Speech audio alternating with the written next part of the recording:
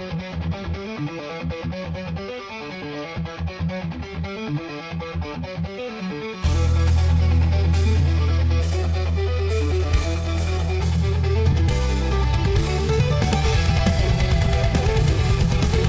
morning. Magandang umaga, Pilipinas at mundo. Wala pa tayong toothbrush.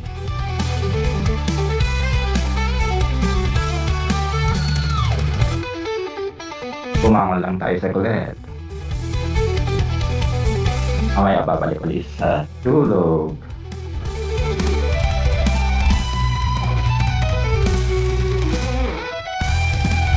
Hoy, patingin ko muna kayo Patingin ko muna kayo ng Happy New Year sa mga kaibigan natin yung ma-inject dyan. Gong Si Pakay.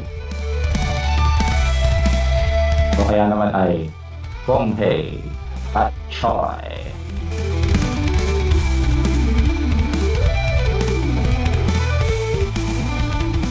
Hoy, teka nga pala.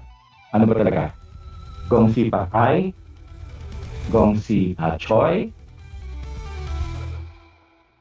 Bahala kayo kung anong gusto nyo. Pero anong nga ba ang dapat?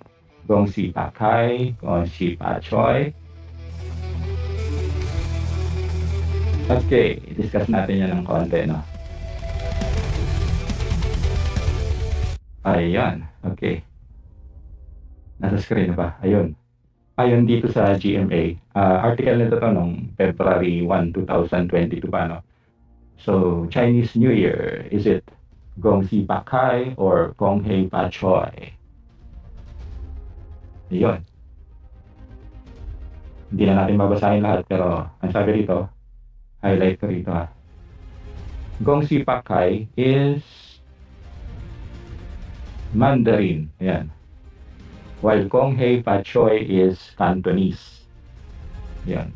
The syllables Gong Si and Gong Hei means congratulations, while Pakay or Pa Choy translate to become prosperous or have lots of money. Ayan, ang ganda.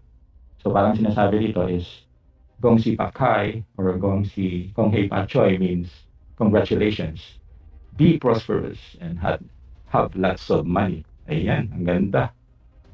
Yan. So the two greetings actually mean the same thing. Congratulations, may you be prosperous. Ganda. Yan. Yan yung sinasabi sa atin. So every time we greet Gong Hei Pa Choy, Gong Hei Pakay, ayun, Happy New Year, congratulations, and be prosperous. Pero, ewan ko sa inyo, personally, noon we celebrate Chinese New Year kami. Pero personally, ayaw ko nang mag-celebrate ngayon. Unang bagay, it reminds me of the West Philippine Sea. Kung paano tayo binubuli ng mga inchik. Yan. So, yun lang is, personally, I think they are not our friends. They are our enemies.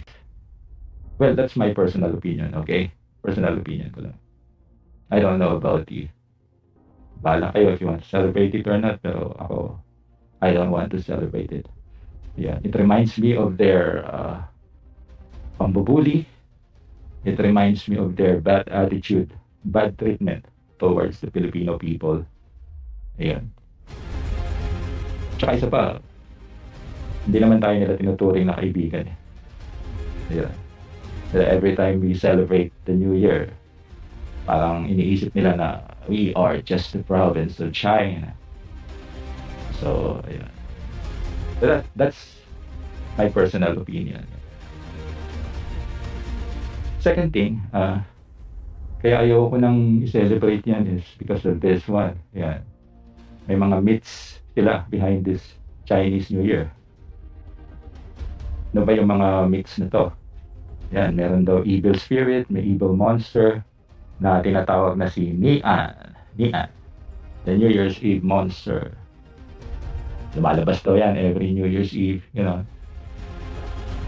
And then with these celebrations and these practices, we want to drive out this evil spirit.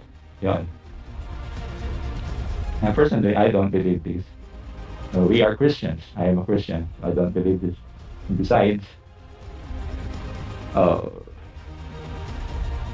di ba, meron tayo mga meron mga images or symbolism like, ano yan, ano ngayon, 2025 is year of the wood serpent or the wood snake. Tapos yung mga nakaraan ata, merong dragon pa. Yeah. These symbols, dragon tsaka serpent sa Christian is what? Tingnan natin dito sa e-sword. Yan. Okay. Let's go to Revelation chapter 12 verse 9. Yan. Ang sabi rito? You know. Revelation 12 chapter 12 verse 9. And the great dragon was cast out, that old serpent called the devil and Satan, which deceiveth the whole world. He was cast out into the earth, and his angels were cast out with him. Okay, so as you can see, ang mga symbolisms ng dragon, serpent, tumutukoy yan kay Satan, kaaway ng mga Kristiyano. So personally, yung mga practices nila and beliefs, ayun, medyo tapos sa akin. I don't believe it. But it's up to you.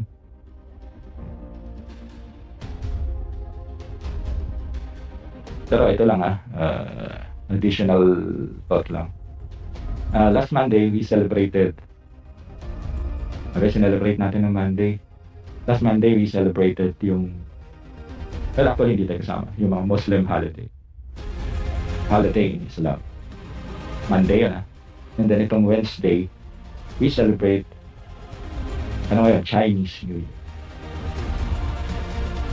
Pero nakalimutan natin, meron tayong celebration na dapat ito ang pinagtutuunan natin ng pansin bilang mga Kristiyano. And what is this?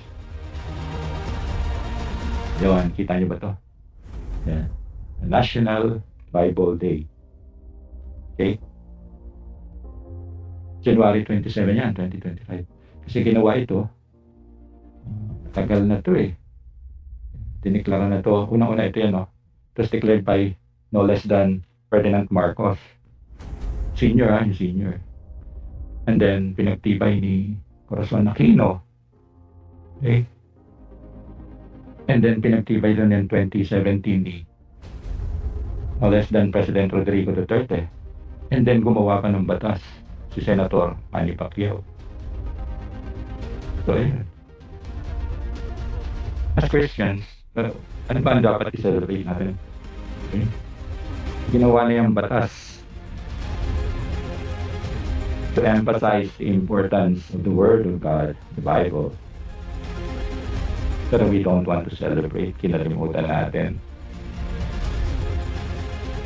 Tapos ang sineselebrate natin, Muslim holidays, Chinese New Year. Wala naman masama, okay lang naman. Pero yung kalimutan mo yung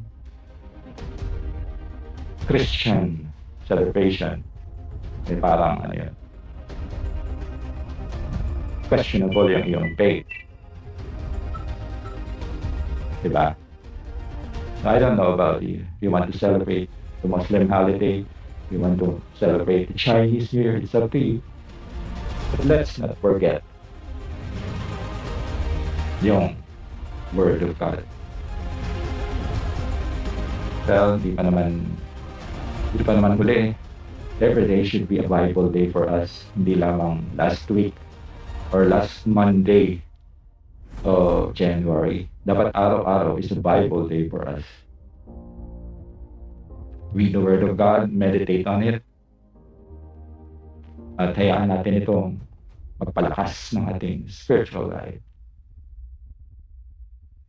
Ayun.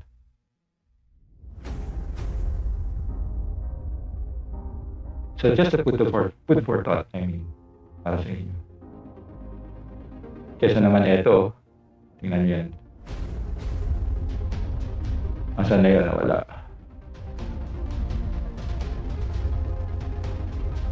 Yun, Okay. Tingnan nyo, sabi rito. Ang symbol ng snake is sometimes associated with evil.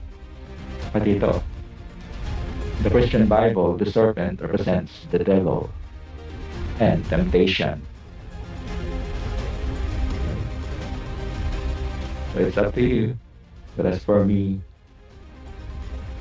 I don't want to celebrate Chinese New Year. I want to celebrate the Bible Week. Una-una, dineklarang batas ng ating presidente, ating congressman. And at the same time, sabi ni Lord, this is my word. You meditate upon my word.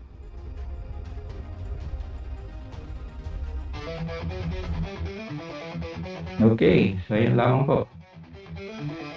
Opinion ko lamang po yan, mga kaibigan. Opinion ko lamang po yan, Pilipinas.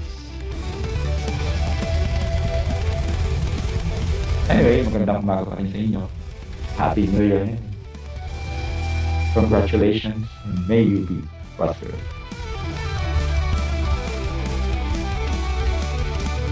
Kita-kita ulit tayo sa susunod na vlog. Thank you. Pero bago ang lahat, subscribe naman kayo. Wala pang 10 ang subscriber kayo. Recommend nyo na rin po yung channel.